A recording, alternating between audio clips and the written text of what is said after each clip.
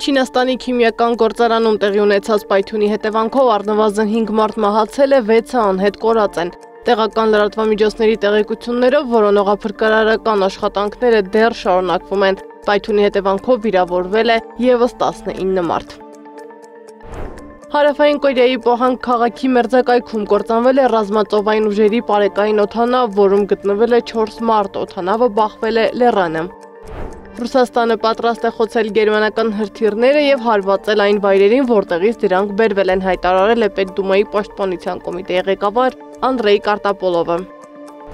Ամերիկացի ձեռնարկատեր Իլոն Մասկը լքում է ԱՄՆ նախագահ Դոնալդ Թրամփի գլխավոր խորհրդականի պաշտոնը, մայիսի 28-ին հայտնել է Սպիտակ տան խոսնակը։ Մասկը լքում է նախագահ Դոնալդ Թրամփի գլխավոր խորհրդականի պաշտոնը դաշնային բյուրոկրատիան կրճատելու եւ վերակազմավորելու գործընթացը ղեկավարելուց հետո։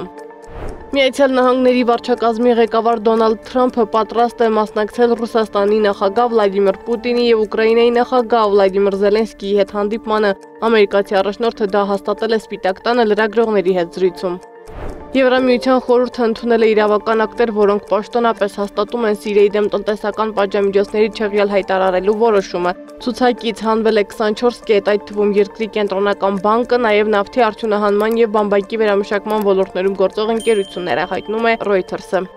5.2 մագնիտուդ ուժգնությամբ երկրաշարժ է եղել Իրանում։ Սադամ Ակադյանն, Անա Գևորգյան, ABC Media։